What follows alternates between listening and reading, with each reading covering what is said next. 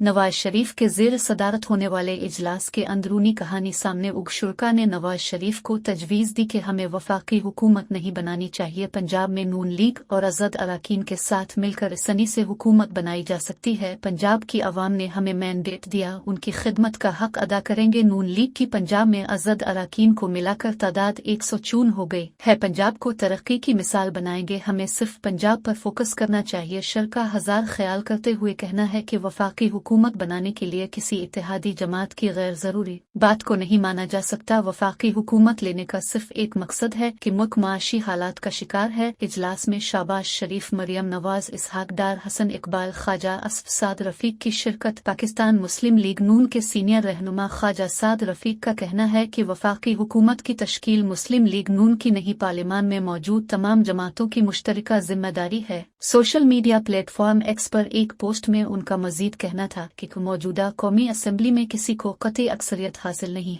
PTI के हिमायत याफ्ता आज़ाद अरकान पहल करें, पीपल्स पार्टी के साथ मिलकर मरकजी हुकूमत बना लें, हम मुबारकबाद पेश करेंगे। मुस्लिम लीग नून को कांटों का ये ताज अपने सर पर सजाने का कोई शौक नहीं। ख्याल रहे कि इलेक्शन के अगले रोज यानी 9 फरवरी को नून लीग के सरबराह नवाज शरीफ की जानिब से लाहौर में एक तकरीर में ये ऐलान किया गया था कि नून लीग वफाक में हुकूमत बनाने के लिए दीगर जमातों से राब्ते करेगी, जबकि 2 रोज कबल चौधरी शुजात हुसैन की रहायशगाह पर शहबाज शरीफ और आसिफ जरदारी समेत दीगर जमातों के सरबराहान की मौजूदगी में वफाक में मिलकर हुकूमत बनाने का ऐलान किया गया था। ताहम बिलावल भुट्टो जरदारी की जानिब से इससे कबल एक प्रेस कॉन्फ्रेंस में ये कहा गया था कि पीपल्स पार्टी नून लीग के वजीर आजम के उम्मीदवार को वोट देगी लेकिन काबीना का हिस्सा नहीं बनेगी। इससे कबल नून लीग के रहनुमा जावेद लतीफ की जानिब से एक्स पर की गई पोस्ट में ये भी कहा गया था कि खुदा करे मुस्लिम लीग नून ये फैसला कर ले कि जिसको मरकज में अक्सरियत दिलाई गई इसी जमात को हुकूमत बनाने का मौका दिया जाए। इससे मुल्क में इंतशार पैदा करने की मनसूबा बंदी नाकाम हो सकती है। दूसरी जानिब PTI की जानिब से भी 2 रोज कबल ऐलान किया गया था कि वो मरकज और पंजाब में हुकूमत बना लेंगे और गुज़िश्ता रोज उनकी जानिब से पंजाब और मरकज में वजीर आला और वजीर आजम के नामों के लिए भी उम्मीदवार नामजद कर दिए गए थे। ताहम आज PTI रहनुमा बैरिस्टर सैफ ने ऐलान किया है कि PTI वफाक और पंजाब में अपोजिशन में बैठेगी। पाकिस्तान तहरीक इंसाफ के रहनुमा बैरिस्टर सैफ ने कौमी वतन पार्टी के रहनुमाओं से मुलाकात के बाद ऐलान किया है कि PTI ने वफाक और पंजाब में अपोजिशन में बैठने का फैसला कर लिया है। उनका मजीद कहना था कि हम इमरान खान की हिदायत पर सियासी जमातों से राब्ते कर रहे हैं और उनकी हिदायत पर मरकज और पंजाब में अपोजिशन में बैठने का फैसला किया है। ख्याल रहे कि 2 रोज कबल PTI के रहनुमाओं की जानिब से मरकज और पंजाब में हुकूमत बनाने का दावा किया गया था और गुज़िश्ता रोज उनकी जानिब से वजीर आजम और पंजाब असम्बली में वजीर आला के लिए उम्मीदवार नामजद किया गया था। इस्लामाबाद में तहरीक इंसाफ और कौमी वतन पार्टी के रहनुमाओं की मुलाकात हुई, जिसके बाद मीडिया से गुफ्तगू में PTI रहनुमा बैरिस्टर सैफ का कहना था कि इमरान खान की हिदायत पर कौमी वतन पार्टी के रहनुमाओं से मुलाकात की गई। हम चाहते हैं कि मुल्क में हम आहंगी और मुफाहमत हो।